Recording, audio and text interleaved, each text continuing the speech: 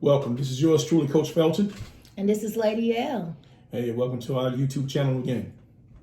Today's topic is going to be the importance of networking. I like that. Yes. How are South Carolina players being able to be seen over the world, and how are they able to be on somebody's rankings, ratings, and radar? For them to get exposure, for it to be seen on the collegiate level, and potentially be in contention to have opportunity to play college ball. Okay. Well, I think it's a great topic because we got so many classes here. You know, 2020, they're in their finalization, but like 21 and above, these are just some notes. These are just some ideas. I think that it's so important that, one, we use max preps fully. True. And I'm talking about fully, not just, just having your school name and the team that you're playing against and just having the score on there. That's not really telling any of the collegiate coaches nothing. It's not. And I was like, well, we're not doing this, and we don't have nobody that really is pro our area that will speak upon the high-level players and the prospective players, because it's like if you're not in a city area, you know, that you're just not included, you know? And I was like, this is for high school coaches. It is very important that you post your information about your games. Upload stats. Yes, because, like one thing, when you and I was playing, the thing was to call Lincoln Standard. I mean, the game couldn't even, once you got done with the game, majority of the time, the coaches spent their time calling the newspaper, giving the updates, because at that point in time, we weren't so and we weren't like, the internet was not the driver now. But now that we have so many social media outlets, it's like, it's the way to go, and it's really not a hard thing to do. And I said, what coaches can do. You need to push your, be more networking inclined, meaning Twitter, Facebook, reporting to these, tagging all these different recruiting agencies. Well, give their, because you said, well, how do they come up with who's these great players? Yeah, the coaches can send, but, I think it's the coach's job. And I probably would take a lot of flack on this, but I think it's the coach's job to promote, advertise, market their players. Program. Exactly.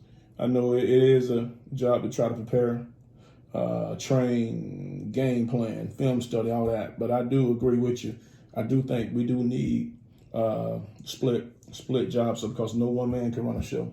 Definitely. And I feel when you delegate, like you said earlier, delegate for the guy, for your media guy, delegate guy for the film guy. You got so many aspects that you can do. But the most important thing, when a kid comes to you via sophomore, junior, freshman, senior year, you want them to see the whole body of work that you're doing, not only trying to their skill development, game film, you name it, but you also want them to be able to know that you submitting your stats to max preps, and not just a score. I mean, I see those things. Some coaches feel like, if I put my who scored the game, scored the most points, they'll come playing for me. We're on the game plan for that. No, they already know that anyway. They already know who's the best players anyway. So I'm just saying, we use excuses, and it be crippling our system and our kids, and I just have a problem with it. Do you think I feel like recording my kids' games every day? I understood that I had to take it upon myself to go ahead and go a step further so that his talent could be seen, because back in the day, everybody was so dependent upon the coach, the high school coach, being the advocate for your child. And what you don't understand now is modernization. You have to play an active role in it, or your child will miss the bus. My thing is, that's why networking is so important. It is. And a media outlet like Twitter, I mean, you would be surprised, and you can tag people that are not your friends. Hey, I truly agree with everything that's been said. But in closing, I feel we do as a coach coaching staff and area players, area parents, coaches, you name it. We got to come together more in regards to this. The way I feel is that once the game is over with, via that you won or lost, do your civic duty to go ahead and put the information out there. Because these local media, sometimes the local papers can't make it to your game. Sometimes they use other news feeds to try to get it. And so you go ahead and upload your stats. Go from the local papers to Twitter to Facebook to Max Preps. That's the most important one out of all of them. Max Preps.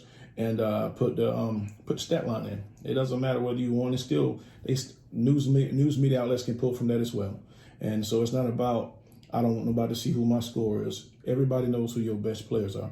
They knows who your role players are. So it's not about you. Just go ahead and get the kids their recognition and try to help them do your part. So that way, at the end of the day, if a kid come back to you at the end of the season and said, "Coach, I just don't feel like you did enough for me." It's too many stories of that. And us as coaches, let's go ahead and just do our part and keep sharing and keep pushing and keep on pushing these kids. All right. Thank you.